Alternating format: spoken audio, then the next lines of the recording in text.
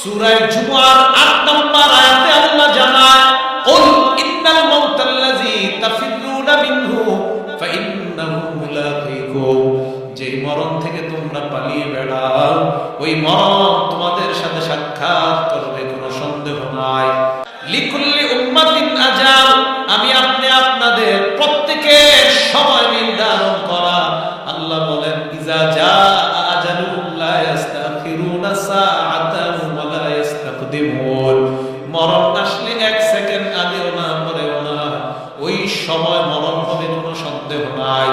মরণ থেকে যতই পলায়ন করবা, এই পলায়ন কোনো কাজে আসবে না, মরণ থেকে পালিয়ে কেউ বাঁচতে পারবে না। ৫ নাম্বার প্রশ্ন, আমি যদি কোনো একটা ঘর বানাই, লোহার একটা খাঁচা বানাই, কাচের একটা ঘর বানাই, যেই ঘরের মধ্যে পিপিলিকা ঢুকতে পারবে না, ওই ঘরে আজরাইল আসতে পারবে কিনা আল্লাহ তুমি জানা দাও। সূরা নিসার ৭৮ নাম্বার আয়াতে আল্লাহ জবাব দেয়, আইনামা তাকুনু ইউদরিকুমুল মাউত ওয়ালাউ কুনতুম ফি বুরুজিন মুশাইয়াদা, যেখানেই থাকো মরণ তোমাকে পাকড়াও করবে। লোহার খাঁচার মধ্যেও যদি আবদ্ধ হয়ে যাও, মরণ তোমাকে পাকড়াও করবে, কোনো সন্দেহ নাই। ৬ নম্বর প্রশ্ন আল্লাহর কাছে, আল্লাহ মরণ যখন আসবে ১ মিনিট আগে পরে হওয়ার কোনো সম্ভাবনা আছে কিনা? সূরা আরাফের ৩৪ নম্বর আয়াত, সূরা ইউনূসের ৪৯ নম্বর আয়াতে আল্লাহ জানায় দেয়। ৭ নম্বর প্রশ্ন, মরণ আসার পর আল্লাহর কাছে যদি বলি, আল্লাহ দুনিয়াতে কত পাপ করলাম, কত অন্যায় করলাম, একটা সেকেন্ডের জন্য তুমি সুযোগ দিয়ে দাও, আমি দুনিয়ায় গিয়ে আবার ভালো কাজ করব। সূরা মুনাফিকুনের ১১ নম্বর আয়াতে আল্লাহ জবাব দিয়ে দেয়, ওয়ালা ইউআখিরুল্লাহু নাফসান ইযা জাআ আজালুহা, মরণ আসলে কাউকে ১ সেকেন্ড সুযোগ আর দেওয়া হবে না। ৮ নম্বর ফাইনাল প্রশ্ন, আল্লাহ এর মানে মরণ আমার সাথে সাক্ষাৎ করবে। তাহলে কোরআনের কতগুলো আয়াতের মাধ্যমে জানলাম মরণ থেকে কেউ বাঁচতে পারবে বলেন আমরা। এবার আমরা নবীর একটা লম্বা হাদিস শুনবো। আল্লাহর নবীর এক সাহাবা বলেন, খরজনা মা রাসূলিল্লাহি সাল্লাল্লাহু আলাইহি ওয়াসাল্লাম ফি জানাজাতি রাজুলিন মিনাল আনসার, আমরা নবীর সাথে এক আনসারী সাহাবার জানাজা পড়ার জন্য বের হলাম। কথা বুঝে আসে আমার?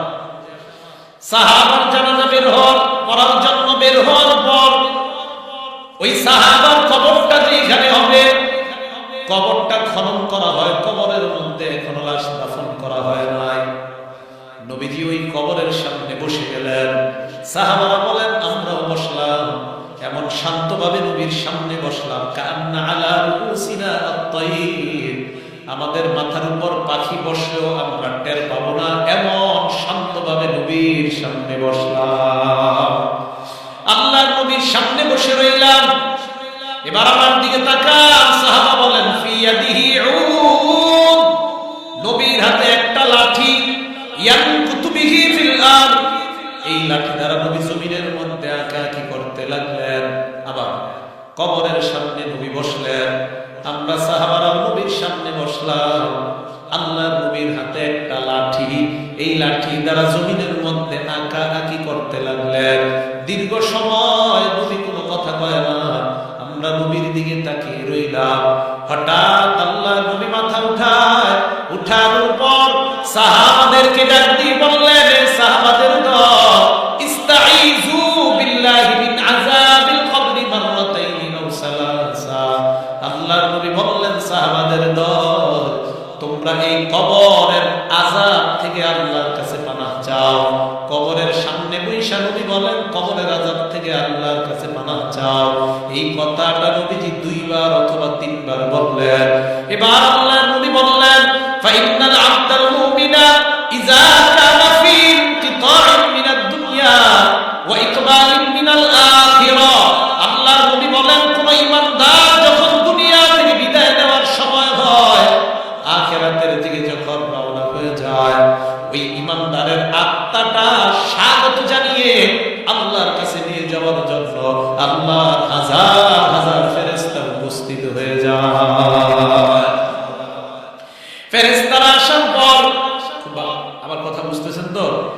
একটু না বুঝলে একজনে বলবে হুজুর আবার বলো, ঠিক আছে তো? নবীজি এইভাবে ওই ইমানদারের ব্যাপারে বলে, ইমানদার শোয়া মরণের জন্য ইমানদার প্রস্তুতি নেয়। ইমানদার মারা যাবে যাবে অবস্থা, ফেরেশতারা আসার পর নবী বলেন ওই অবস্থায় ইমানদারের নজরের শেষ সীমানা যে পর্যন্ত যায়, আল্লাহর ফেরেশতারা দুইটা কাতার হয়ে ইমানদারকে ঘেরাও করে ওই পর্যন্ত তারা বসে যায়। হাজার হাজার ফেরেশতাদের সাথে দুইটা জিনিস আছে। এক নাম্বার মারুফ কাফনুন মিন আকফারিল জান্নাত, জান্নাতের কাফনের কাপড়। দুই নাম্বার ওয়া হানুতুন মিন হানুতিল জান্নাত, জান্নাতের সুগন্ধি নিয়ে ইমানদারের সামনে তারা এসে যায়। এবার ইমানদার মরণের জন্য প্রস্তুত। নবীজি বলেন সুম্মা ইয়াজিউ ইলাইহি মালাকুল মাউত, এরপর ইমানদারের সামনে মালাকুল মাউত এসে যায়। কে এসে যায়? সবাই বলেন, আবার বলেন। কেন বলেছি জানেন? একটা কারণ আছে। বলেন তো মালাকুল মাউত কে? আপনারা সামনে যারা আছেন বলেন। তাহলে ইমানদারের সামনে কে আসলো? না, মালাকুল মাউত আসছে। বলেন কে আসছে? মনে করবেন যেটা আপনাদেরকে 2-3 বার বললাম কোনো ঘটনা আছে এই জন্য বলেন। ইমানদারের সামনে মালাকুল মাউত আসে। বলেন কে আসে? বাংলা হলো মৃত্যুর ফেরেশতা। বলেন এখন মৃত্যুর ফেরেশতার নাম কি? মালাকুল মাউত। আরেকটা নাম জানেন? নাম কি? আজরাইল। এখন এক আজরাইল কয়জনের জানেন? মনে করেন একসাথে 20 জন মারা গেছে একই সময়, কাটটা নিছে। এই আমেরিকা 10 জন, বাংলাদেশে 10 জন, পাকিস্তান 10 জন, বিভিন্ন বিশ্বের 100টা দেশে 10 জন করে একই সময় মারা গেছে। তো আজরাইল কোন দেশে? না। তাহলে এই ভুল থেকে আমরা বাঁচতে হবে। হ্যাঁ, এই জন্য তো ওয়াজ মাহফিল, যেন আগের ভুলের উপর আমরা না থাকি, ঠিক না? মনে রাখবেন আজরাইল সবার জান নেয় না।